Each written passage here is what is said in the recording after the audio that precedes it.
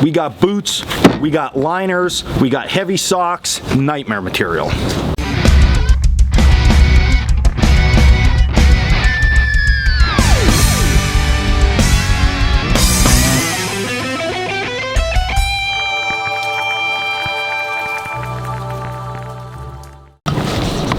Whoa, what's up guys? Dan here, Coalcracker, Bushcraft at the cabin. I was actually getting ready to go out for the day. I was down at our school building and I went to put on my boots for the day and get out of my sneakers.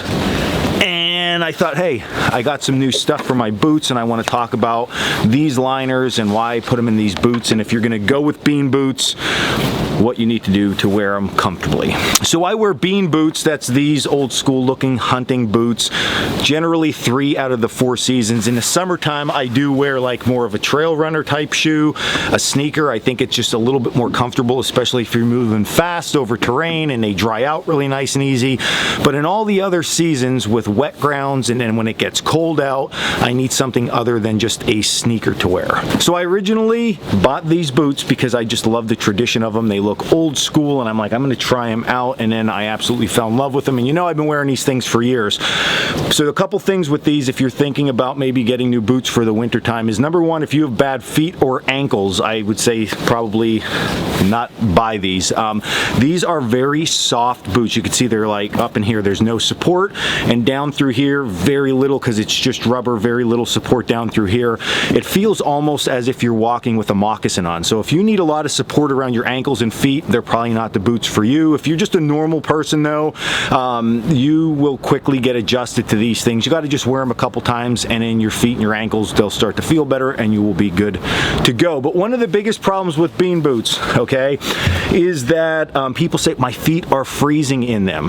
Well, it's because there's no like these. Now you can buy them with insulation and wool and stuff inside, but all of them that I buy, they are just leather and rubber. So yeah, there's no insulation and your feet are going to get cold. So during the winter months, there's a few things, or I would like to say tips, that you can do in order to beef these things up. So if you just know how to use them properly, they work really, really well. All right, so the first thing, and this is what I got this past weekend while I was out, was a new set of insoles. So they come with just a normal padded insole, okay, not much padding or anything, like I said, moccasin type feel. But for the winter time, you can go to LL Bean or you can go online and buy these things. All right, this is their wool insert. These things make a huge difference. They keep your bottom of your foot warm and comfortable. They absorb any sweat or moisture, and you're good to go. Now, the reason I have a pair of these brand new, let's not rip there we go, brand new, is because one of the downfalls with these is if you wear your boots a lot through one whole winter season, these are generally destroyed. The wool, it gets smushed and smushed down, and they're not good after the season. You generally have to throw them away and get a new pair. But I think it's definitely worth it if you have these boots to get new insoles every year. So that's number one. That's really going to warm your foot up. But number two is that if you layer, just like we layer ourselves, you can see I'm layered up here. Hoodie, I have a thermal on, I have my coat on, I can unlayer or layer up if needed. Same goes with these shoes, which I think is a huge benefit, and that's why I can wear them through all different seasons. I'm not just stuck into like one season with this big insulative boot.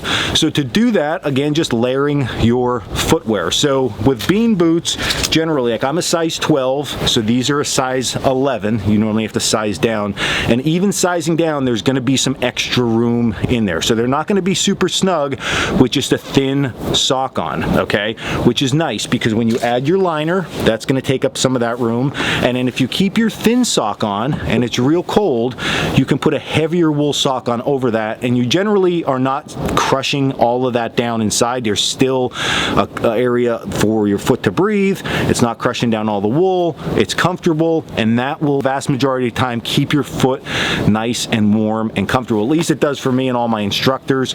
We like to do that. Now, what you can do is you can go just this sock, or you can go, like I said, a thin cotton sock under this sock. What I wouldn't recommend is 2 of these wool socks unless you're going to be in extreme cold weather. In that case, I would go with your true size. So if you're a size 12, get a size 12, planning to, number one, liner it up, and then number two, always really have 2 big heavy socks on. That will fill up that airspace and keep your feet super comfortable. So there you go. There are my little tips to wearing bean boots. Again, I love these things. If you've been at the school at all, you've probably seen me and my instructors walking around with these things because we found they're very optimal for what we do here in the Northeast. They work really, really well. Now, there's lots of other different kinds of boots out there that work good. I've had muck boots. I wear Danner boots. I had just cheapo ones from Tractor Supply. You see, I wear sneakers sometimes, but I honestly, I like this. It's comfortable. It's traditional looking. My foot fits really well in here, and the layering options that I could do with this thing give me a lot of adjustability, so that's why I end up going with it. So there you go. Not a paid advertisement, just something I really like and been using a long time, and I wanted to share it with all of you because if you have these, you want to be doing this. So yeah, that's it. All right, so I'll let you go and hit like, subscribe, check us out at Coalcracker, Bushcraft.com, and then until the next video, stay in the woods.